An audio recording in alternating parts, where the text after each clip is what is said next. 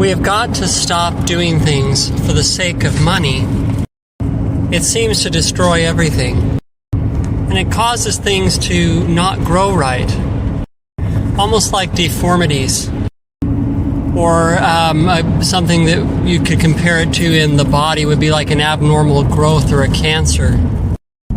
I suppose that's one thing they do. It's something I'm thinking about, but there are other things too, I'm sure. And it creates all sorts of problems. So I'm going to give a couple of examples. And to start, I'm going to go back to the Dust Bowl, which is something I've talked about in a previous piece that I wrote a few years back. During the grain boom that preceded the Dust Bowl, farmers in that region tilled up every square inch of soil they could find to plant grain. And then there was a drought, and the wind kicked up and started moving all that topsoil. And it all happened because they were thinking about grain in terms of money. They weren't thinking about grain in terms of food. Now the truth is that grain is a food. It's intended to feed somebody's body. But because farming had become about money, it overgrew. And it was said in the times of the beginning of the Dust Bowl, those first years when they were still harvesting, that the great grain boom busted, and there were great mounds of grain rotting at the train yards.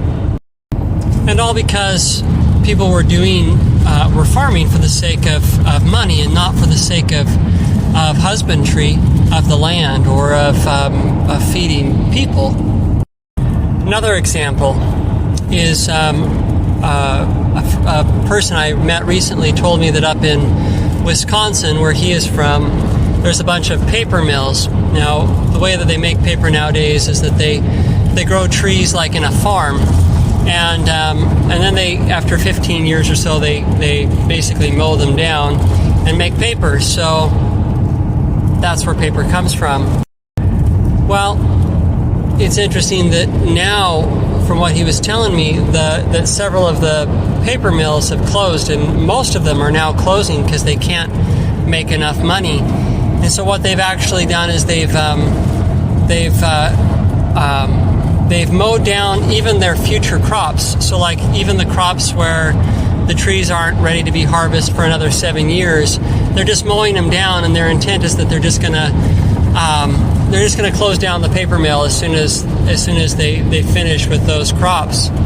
And again, because making paper was about money, it wasn't about helping people to communicate using paper, or helping people wipe their bottoms, with toilet paper.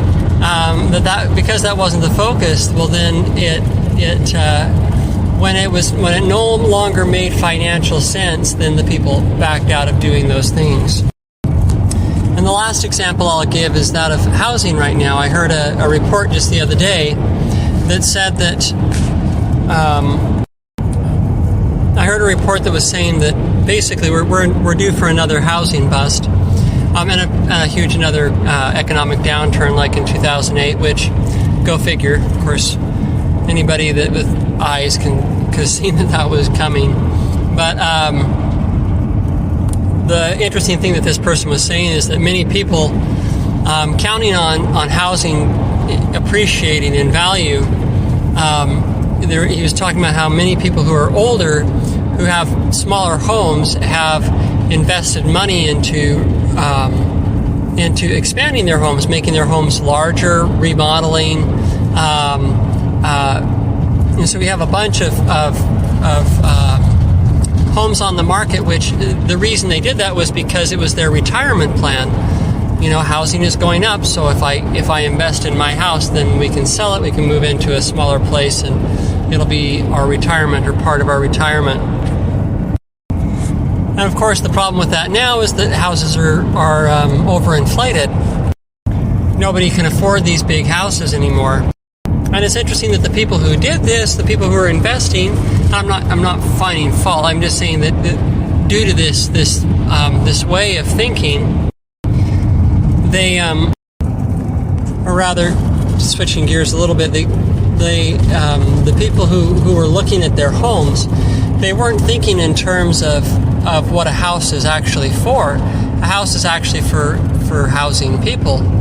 And so, they thought about their house as money. It was money to them. It wasn't a house.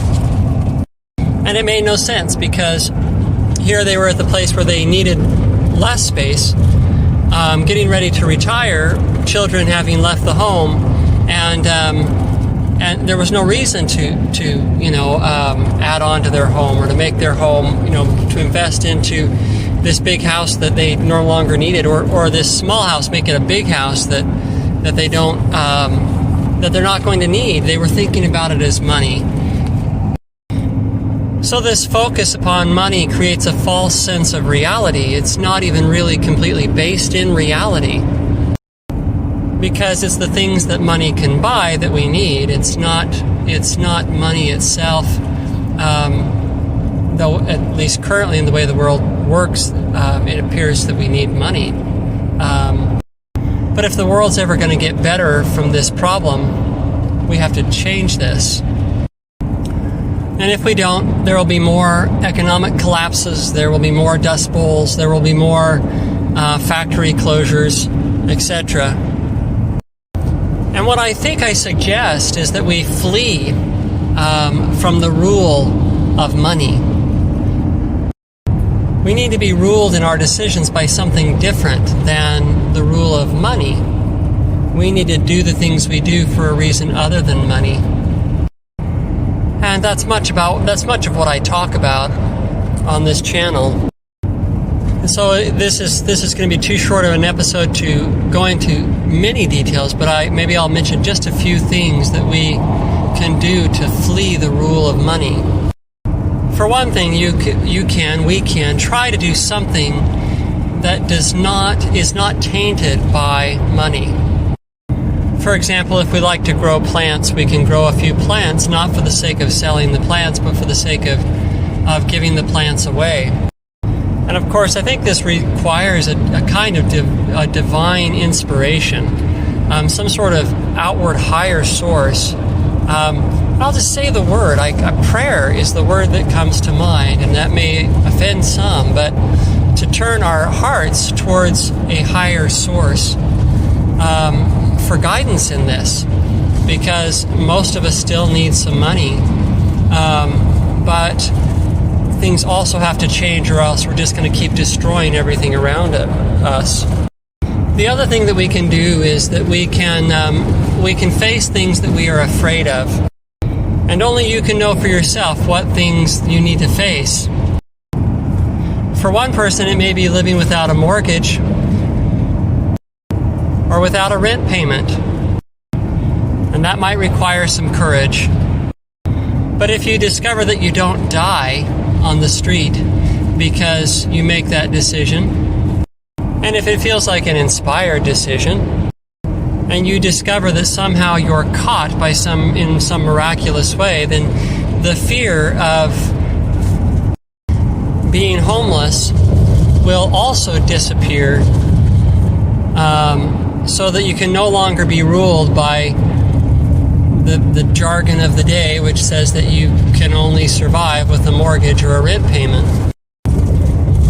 Or if you're in a position to do so and you feel so inspired, you may decide to take a job that doesn't pay any money. It might be really scary, but you may discover something in doing it. But I'm really leery of suggesting anything more, and I'm even leery of the two that I just suggested, because I think that this road is different for everybody and that it needs to be a higher source that does the directing. It's not enough to just throw off the shackles haphazardly. But if you'll reach out in your feelings to the unseen place, desiring to be ruled by something higher than the rule of money, And if you continue to reach out, and if you really desire it, answers will come. God bless us all in the endeavor. There is a new world coming, and what I'm talking about today is a crucial part of that new world that is coming. And to get there, there will be sacrifices that will need to be made, and we are early in the game. But if we really desire a better world, a world that isn't run by the rule of a money-centric mindset, I believe that it's worth the attempt. God bless you all.